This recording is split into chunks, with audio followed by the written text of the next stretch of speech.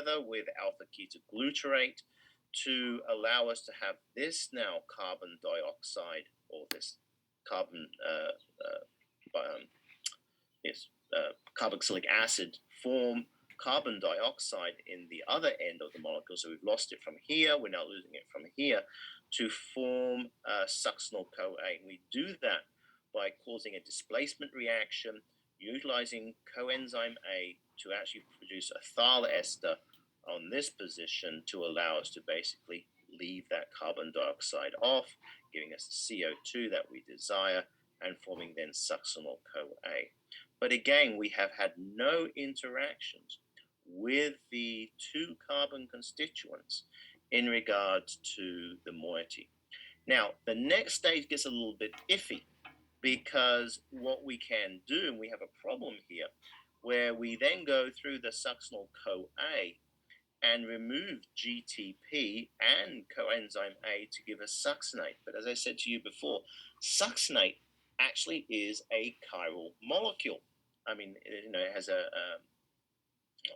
not chiral, but the issue is it has the capacity to have a mirror part in regards to half the molecule, because this is exactly the same as the other part here. There's the level of symmetry. The symmetry is more obvious when we go to the succinate dehydrogenase to remove the FADH2 to produce fumarate. So we could be dealing with the radio label position here, or we could be dealing with the radio label position there.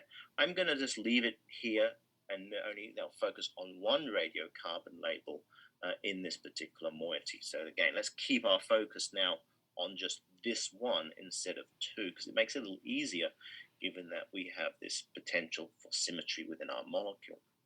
So in this case, we then can go through a dehydration reaction and produce the fumarate, but we're still not contending with anything in regards to the carbons that have basically been presented in the original molecule. Through fumarase and the rehydration of the molecule, we produce malate, so we actually now have a hydroxyl position on that particular carbon radio-labeled form of the malate, and then we go through the malate dehydrogenase, producing NADH, and then shuffling this guy to become a carboxylic acid, and this guy to become a double bonded oxygen at the expense of the alcohol. So again, we have this capacity. So here's the original part, one of the parts that forms this here. And so I've now highlighted it in green where that particular carbon is that was originally from the molecule of acetyl-CoA. So I'm talking about this guy specifically, okay? So we can recolor this and get rid of that mauve component on the carboxylic acid. But I wanted to kind of just illustrate importantly that we have some issues here in regards to the symmetry of the molecule, because the enzyme is not going to distinguish the issue of the radio-labeled constituent. And this is why we use radio-labeled constituents. They may be different in regards to the signal they produce, but stereospecificity and selectivity, the enzyme can't tell the difference. So again, we might see a kind of a flipping of the molecule and a different biochemical process occurring depending on the recognition side of where that carbon-14 is actually positioned. So let's go now to a second turn of the TCA cycle. So we're now utilizing this guy in a condensation reaction with more acetyl-CoA. So here we have acetyl-CoA coming in again. We can have that radio-labeled or not radio-labeled. So we're going to focus importantly on the green radio-labeled in the CH2 position. So in this case, we have now it coming in, condensing with oxaloacetate, and this is now the carbon-14 position what we're focused on. So we've got a new carbon constituent, two carbon constituent on top of the oxaloacetate, and we go through the whole process again. And in this time, we see a shuffling down. So how we saw previously, it's like adding a layer on top of a layer, where we've seen a new carbon constituent come onto the 4 carbon to give us the 6 carbon constituent, but the lower carbon constituent actually is derived from the previous carbon constituent from the previous cycle. As we move through this again, forming isocitrate and alpha ketoglutarate, we still do not access the carbon dioxide that is present as the radio-labeled isotopic form. We may see this if we are taking the count, and this is where we've got to be very careful. If we are utilizing, let's go back to the previous picture. If we're considering both of these to be radioactive, particularly this guy 2 and this guy, so 2 forms, so these are the 2 original components that have come in from acetyl-CoA in the first cycle, we would be seeing now the release of carbon dioxide as a radioactive isotope, because we're going to be targeting this carboxylic acid in the reductional process through the isocitrate dehydrogenase to give us alpha ketoglutarate. So again, we've seen the loss of the carbon dioxide here, but I want to focus on this guy now. Okay, so we see if we're producing carbon dioxide, if we have radio-labeled citrate in this position and in this position, we now see in the first turn we do not get any radioactive constituents, but in the second turn this one comes off, but we're still retaining this guy in our particular system. So we've now retained that, the radio-labeled carbons come off, and now we have this guy still, which was our focal point in regards to the CH2. Again, going through the process of using coenzyme A, releasing our carbon dioxide, but again, that carbon dioxide is coming from here, which is not going to be radio-labeled. And then moving through the succinyl-CoA, succinate, and again, we still have that same situation in regards to the positioning of the radioisotope form in regards to the orientation of the molecule. As we go through fumarate to malate, and then finally to oxaloacetate. But this time, as you can see now, the carbon chain has gone further down in the molecule of interest. And in this case, we're now in this later position of the oxaloacetate. So we can say this, that this position comes in with the first orientation of the acetyl-CoA. This position, particularly this guy only, comes in with the second position of the previous acetyl-CoA constituent. So this is all derived from acetyl-CoA coming in, but it's being shuffled down its structure as it goes through the individual cycle. So let's now take this radio-labeled oxaloacetate in this position back to another cycle, so cycle 3. So again, more acetyl-CoA is coming in. We have the citrate, and now the citrate being radio-labeled in this position only, going through the dehydration, going through the rehydration, reduce the isocitrate in this position. This time, we have no radioactivity coming off in the carbon dioxide. So again, this carboxylic acid is going to be the source of that carbon dioxide. There's no retention of radioactivity, and therefore we're going to cause that to be non-radioactive. We then go through again through alpha ketoglutarate, and we're going to remove this particular guy to have the removal of the carboxylic acid to form the carbon dioxide, but again, that will show no radioactivity. So again, we're retaining our radioactivity into a single carbon constituent in regards to now succinyl-CoA. And that succinyl-CoA in that leaving group is going to now form a carboxylic acid in this position to give us again our symmetrical molecule of succinate. But again, this time in our third cycle, now we've moved that carbon constituent further away and integrated into the molecule as we move it through fumarate, malate, and oxaloacetate. So if we have a look at our system in the form of oxaloacetate, this is coming from the most recent integration of acetyl-CoA. This one is coming from the most second integration of acetyl-CoA. This one is coming in from the third integration of the acetyl-CoA. So just by looking at oxaloacetate, we can clearly see that this is derived solely from acetyl-CoA, and the redistribution of the carbons are coming through. So let's take it through one more cycle in regards to getting this carbon dioxide or this carboxylic acid off as the form of carbon dioxide. So remember, we've now gone through 3 cycles. We've seen the first release of carbon dioxide, from the carboxylic acid of the acetyl-CoA at a later stage. But we are not seeing anything come from this central carbon, the CH3, at this stage. So again, nothing until we get to the fourth stage. So let's have a look now. So again, more acetyl-CoA comes in. We're condensing that with the oxaloacetate. And now we have the carboxylic acid, or the in the red, which is radio labeled, and we're going to move that through the cis-anaconate to isocitrate.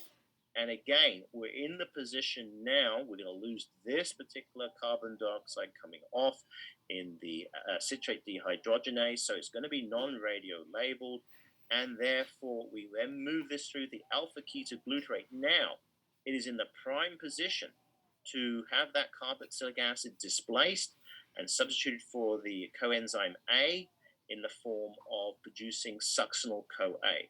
And in this case, this is where we're going to get the radio-labeled carbon dioxide coming off in the alpha-ketoglutarate dehydrogenase complex. So it's taken us basically 4 cycles to address the carbon in this position, and it's taken us basically 2 cycles to get this carbon sorted out also.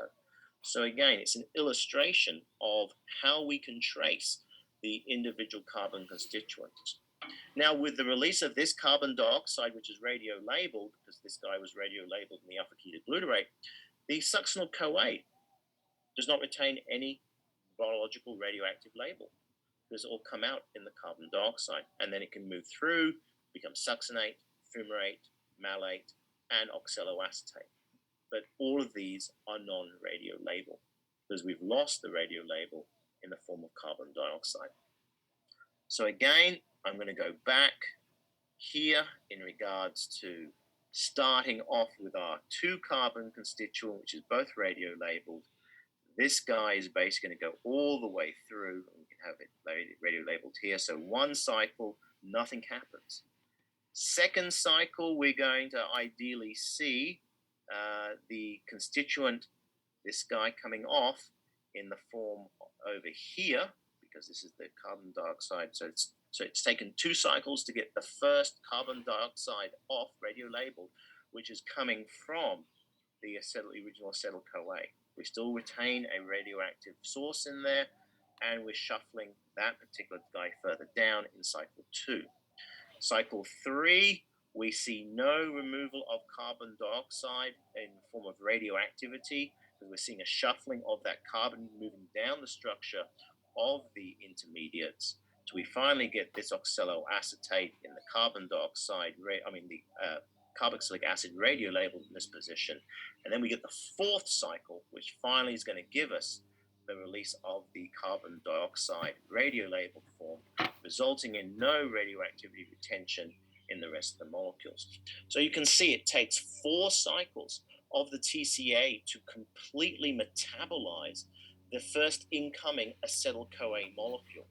And again, you need to understand this and be able to figure out and trace where those carbon dioxides are originating in regards to a specific radio-labeled carbon or oxygen or hydrogen. So we have tritium, radio-labeled hydrogen.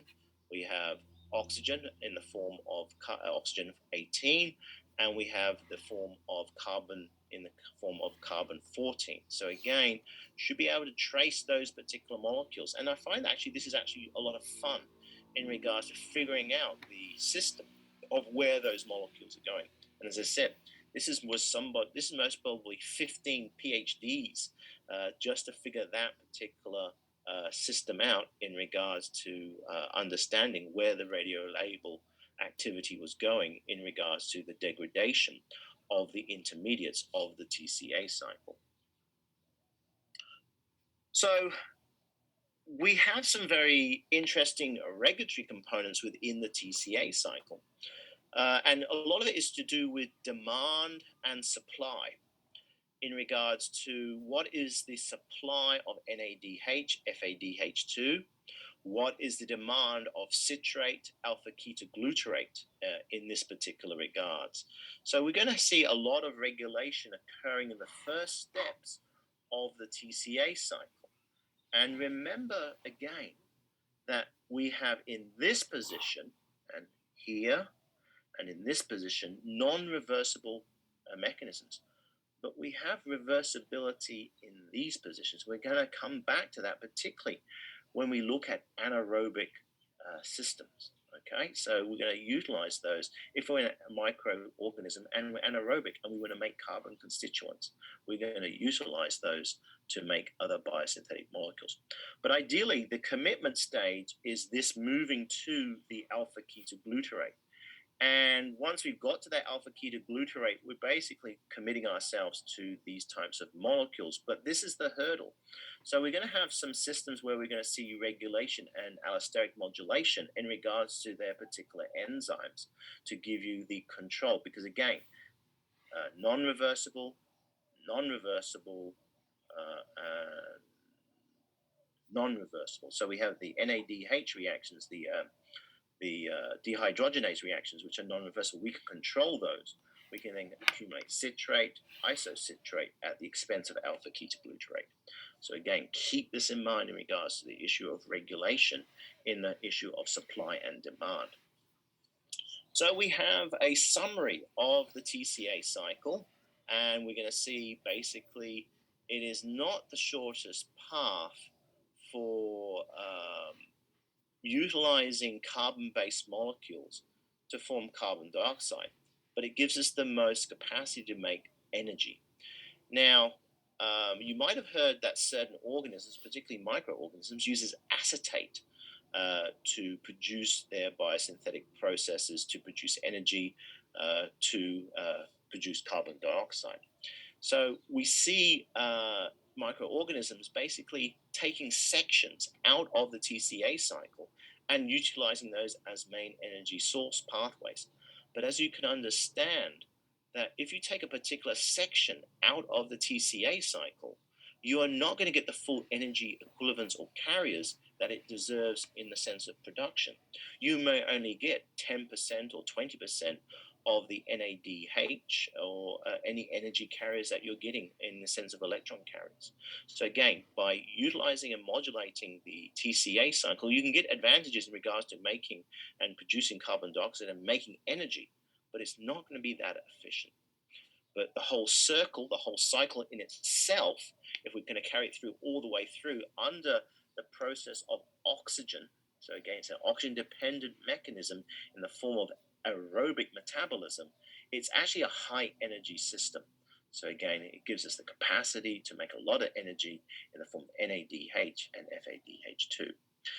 We're going to talk a little bit about the precursors in a second in regards to other biosynthetic reactions, and some of those are going to amaze you. You're going to go, oh, is that so? Have a look. Again, the hub of life, or the TCA cycle, becomes a very central component to various metabolic pathways other than what we were examining. And as I said, incomplete citric acid cycle through anaerobes, those who do not utilize or do not work with a movement of oxygen, become then a key metabolic process, not just to produce energy, but to produce biosynthetic precursors, which otherwise would be inaccessible. So we have 4 oxidation reduction reactions in the TCA cycle, the isocitrate to the alpha ketoglutarate, through the isocitrate dehydrogenase that produces NAD. We have the alpha ketoglutarate to the succinyl-CoA through the alpha ketoglutarate dehydrogenase complex, produces NADH. We have the succinate and the fumarate going through the succinate dehydrogenase. This is the only one that produces the FADH2. And then we have the malate going to the oxaloacetate in the final stages with the malate dehydrogenase, which is also producing the NADH.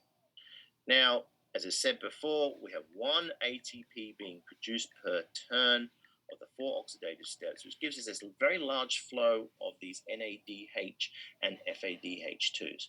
And again, the bigger picture is these electron carriers will now feed another pathway, which we will study, in the form of the respiration chain and the oxidative phosphorylation. In this particular process, we will see how these commodities then allow us to produce enormous amounts of ATP. Okay, but okay, just keep it in the bigger picture at this stage. So We've talked about this issue regarding how much ATP is being produced. And again, keep in mind that there could be some consequences in regards to the transportation and the consumption of energy in regards to seeing where that particular NADH is going to be accessible, whether it's going to be cytosolic or within the mitochondrial membrane system. As I said before, the TCA cycle is also a route for biosynthetic processes depending on your needs within the cell. Excuse me. So we see the TCA cycle as a major energy hub, but if those energy requirements are being made, we might still fuel the system to allow us to make a biosynthetic precursors for other metabolic, anabolic processes. So we can see this particular guy, carbon 14, carbon 15, feeding the TCA cycle and doing some serious work. And I'm going to introduce to you first off, and I told you there are some amino acids that look like some of the constituents, and we're going to talk about those in the coming week in regards to aspartic acid and oxaloacetate, glutarate and glutamine, and alpha ketoglutarate. I want you to draw those two structures and have a look, and you'll see there's something going on here because these guys are going to come back to us in regards to being important amino acids as well as important intermediates to the metabolic profile. So here we have our TCA cycle that we now know in regards to the various constituents coming in from pyruvate and acetyl-CoA. But pyruvate can also be directly bypassed by the dehydrogenase, the pyruvate dehydrogenase complex to make acetyl-CoA by the pyruvate carboxylase. And we've seen this already in that capacity to move pyruvate and malate out of the mitochondria in the form of phosphoenol pyruvate and malate to regenerate NADH cytosolically to produce phosphoenol pyruvate, which will then go through the process of producing glucose through gluconeogenesis. So we have this capacity to supplement the oxaloacetate pool without going through the cycle process. So again, we have this capacity to see oxaloacetate playing a very key role as illustrated here, because though we might have the pyruvate decarboxylase complex producing oxaloacetate from pyruvate, we can have the phosphoenol pyruvate carboxykinase going through the situation to produce more oxaloacetate from phosphoenol pyruvate. But if the energy of the cell is required to make glucose or make some amino acids, which we'll get to in a second, that these are derived from phosphoenol pyruvate. So therefore, by utilizing again another enzyme system for the phosphoenol pyruvate carboxylase system, we can basically give us more oxaloacetate, which can feed to produce more amino acids. So let's have a look at what some of the individual constituents can actually derive. So our 6-carbon constituent in the form of citrate has the capacity to produce fatty acids and sterols. So again, we can produce our steroid components from citrate as a starting component. Now, alpha ketoglutarate, which is a 5-carbon constituent, has the capacity through glutamate. Again, alpha ketoglutarate, glutamate, they're related.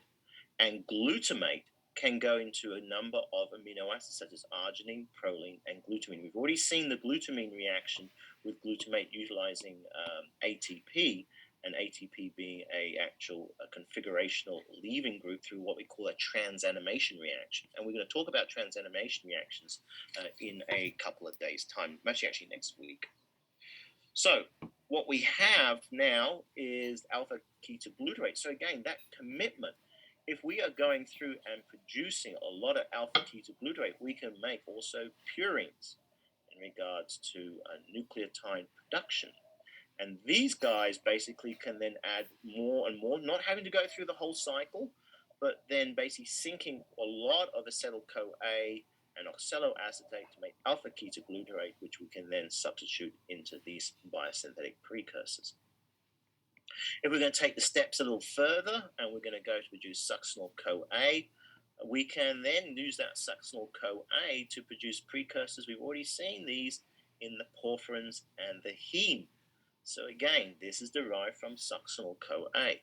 And again, we might utilize this biochemical pathway to produce specifically succinyl-CoA to give us this capacity to supplement the porphyrins and the heme components.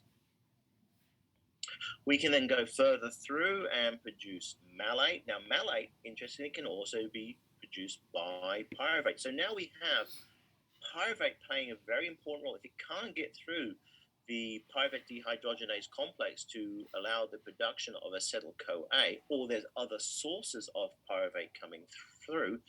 And again, I want you to draw the structure of pyruvate and the amino acid alanine, and you're going to see some comparability. And we'll talk about that pyruvate and alanine reaction a little later on. So pyruvate can be also utilized to produce malate, which can then also be utilized to feed the oxaloacetate pool. So again, this oxaloacetate becomes really important as a pool source and might need to be supplemented by other sources than just the TCA cycle, as well as just the phosphoenol pyruvate. So again, we have this capacity to continue the production of oxaloacetate if we're bypassing certain reactions. Now, oxaloacetate has this capacity, as through a number of enzyme systems, to produce aspartic acid and asparagine. We've already seen the similarity in those particular chemical constituents. So again, I want you to draw the structures and see the similarity between aspartic acid and asparagine, which we know, again, a simple transamination reaction. But now the aspartate molecule's relation to oxaloacetate. And this is going to come back to us a little later on. You can start seeing how the whole network of amino acids, the TCA cycle, glycolysis are all interlinked. And this is why we got you to learn your amino acids. I don't know how the other class is learning this stuff if they're not learning their amino acid structures. But that is their privilege in regards to their learning. So, in this case, aspartic acid can produce asparagine. Asparagine can be metabolized to produce the pyrimidines, again, the foundation for the DNA and RNA. Phosphoenol pyruvate, again coming from oxaloacetate, which might be supplemented by pyruvate or pyruvate through malate to increase this oxaloacetate pool, and then utilizing the enzyme system to produce the pyruvate decarboxylase, the pyruvate carboxylase to produce the phosphoenol pyruvate, which then ideally, we already know, has the capacity to produce glucose through gluconeogenesis, or phosphoenol pyruvate can be shuttled away to produce serine, glycine, cysteine, alanine, cysteine, phenylalanine, tyrosine, and tryptophan. And we're going to learn some of these particular amino acids a little later on in regards to looking at a nitrogen metabolism. So there we have it basically in a nutshell in regards to the importance of the TCA cycle, not just as a hub for making NADH, FADH2, and GTP, but also now making intermediates that can be siphoned off, or compounds that can also be utilized in their metabolism, because this is vice versa. We could potentially utilize glucagonic amino acids. Remember, we talked about glucagonic amino acids to produce phosphoenol pyruvate, or glucagonic amino acids to produce intermediates of the TCA cycle, as well as glycolysis, gluconeogenesis. So again, we have this capacity to reverse some of these reactions. So in a state of starvation where we might be utilizing our amino acids as an energy source, this is how we're going to do it. We're going to go through phosphoenol pyruvate with some glucagonic amino acids. We might use some of those glucagonic amino acids to allow us to produce glucose. So again, if you go back to a couple of slides about a week and a half, 2 weeks ago, I talked about the amino acids, how they enter the TCA cycle through particular forms. In this case, the main forms being oxaloacetate, alpha ketoglutarate. in regards to the illustration here. So let's continue. And again, they have the capacity to depend on the needs of the cell to switch their metabolism to either be removing those amino acids or those breakdowns of the porphyrin rings or purines or fatty acids, or actually supplement those if they are needed to be stored or there is replication occurring, particularly if we're needing the purines and pyrimidines to be utilized, as well as the carbohydrates through the pentose phosphate pathway to make those nucleotides. Again, all interconnected. Now, some organisms, as I've said before, they trick the TCA cycle. They utilize it, but they utilize it in a different way and approach. They basically split it because they basically lack a key enzyme, and that is the alpha ketoglutarate dehydrogenase complex. So if you think of our TCA cycle, we have a break in the TCA cycle where we can make alpha ketoglutarate, but we cannot transpose the alpha ketoglutarate to succinyl-CoA. That's our deficiency in a microorganism. And this occurs in fermentation with anaerobic microbes. Because what we can do, we can feed these carbohydrates, we can feed them phosphatidylpyruvate, we can feed them, that's coming from the glycolytic pathway. We can feed them acetyl-CoA coming through the dehydrogenase complex as a form from the glycolytic pathway. But in an anaerobic environment, we're going to split the system. And we're going to be able to produce energy, okay, in this side. So again, acetyl-CoA coming in, condensing with oxaloacetate, citrate, isocitrate, forming NADH, isocitrate to alpha ketoglutarate, forming NADH. Again, the cell in the microorganism is being able to produce energy. But there is a significant cost in regards to the other part of the pathway. If they want to make succinyl-CoA and alpha ketoglutarate as biosynthetic products for amino acids, nucleotides, etc., they're going to have to sink in a lot of energy in this second part of this pathway. Remember the reversibility of the reactions. In this case, we're going to consume NADH to go from oxaloacetate to malate. We're going to go then from malate to fumarate, but then we're going to consume FADH2 from malate to succinate. And then we're going to have to utilize more of the CoASH enzyme to go to succinyl-CoA, but then gives us capacity to build biosynthetic molecules.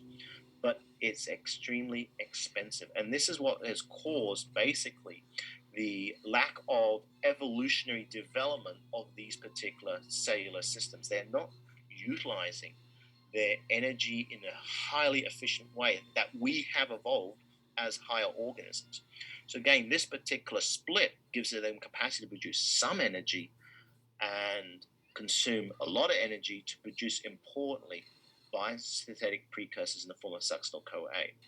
The alpha ketoglutarate is mostly positive in regards to producing NADH, but it goes no further because these guys don't have the complete oxidational pathway or the complete pathway of the TCA cycle.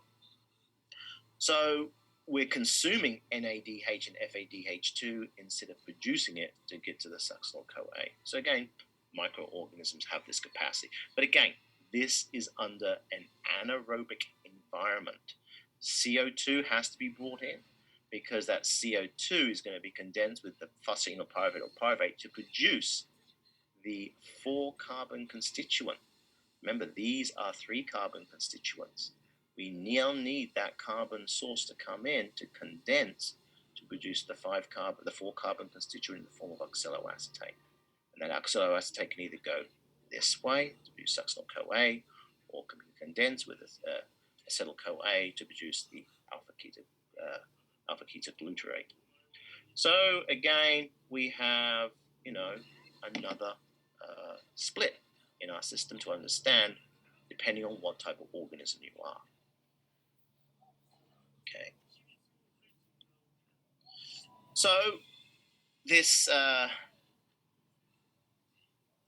amphiphilaric reaction is a illustration of removal and replenishment simultaneously.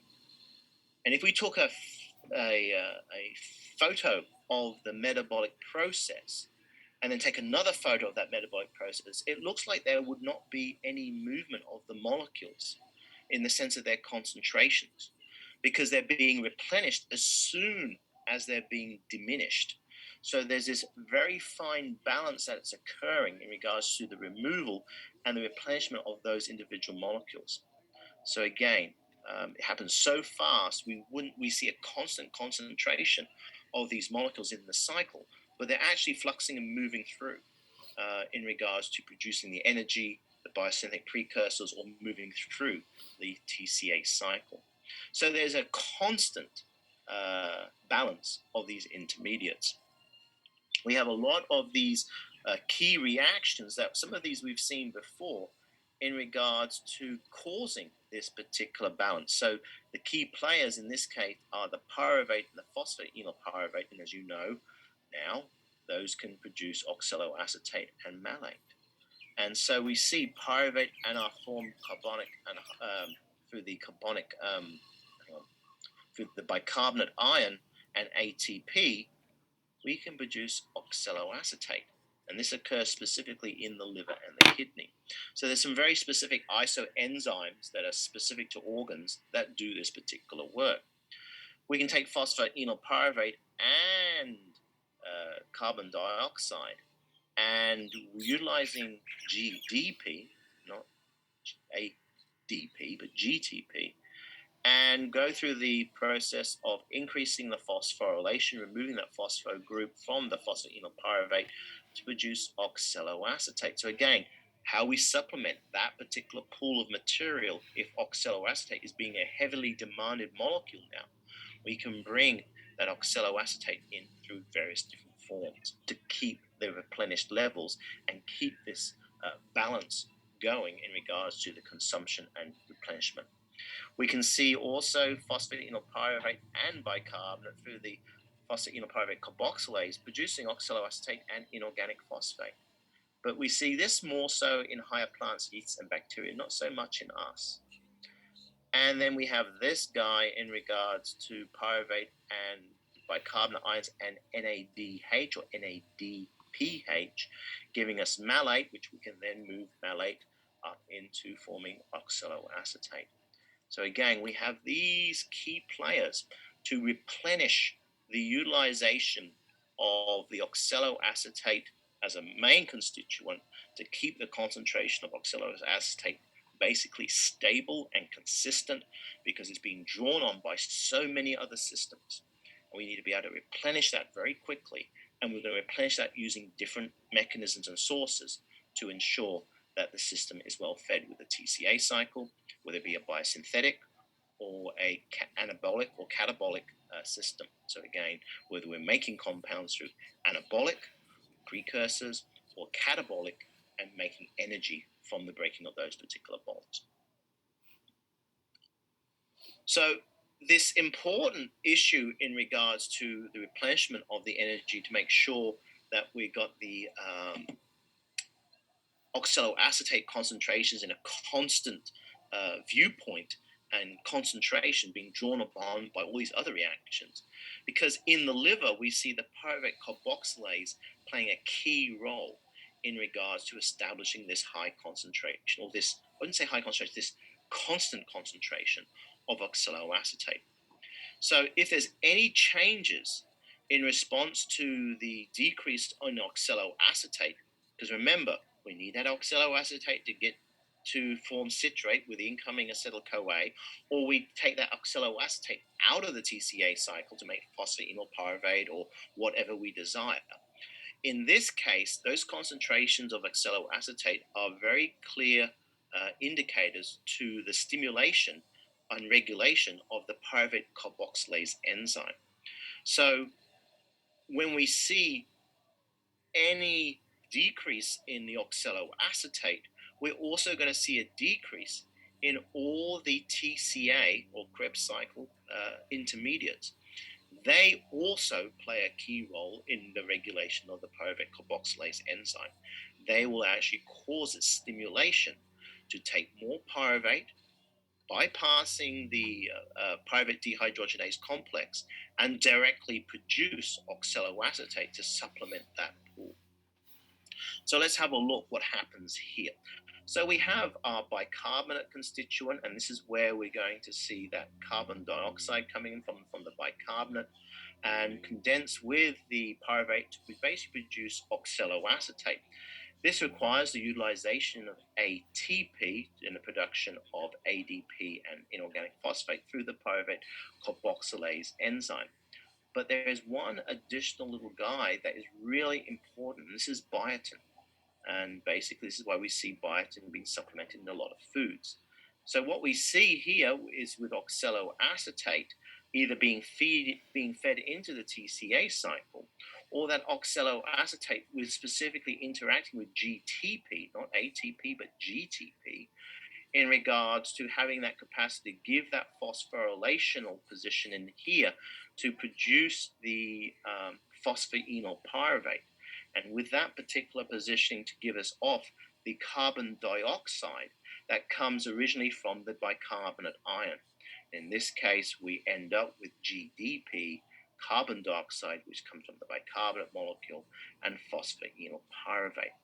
So the concentrations also of acetyl-CoA coming in also stimulates the pyruvate carboxylase enzyme to also increase the oxaloacetate concentrations.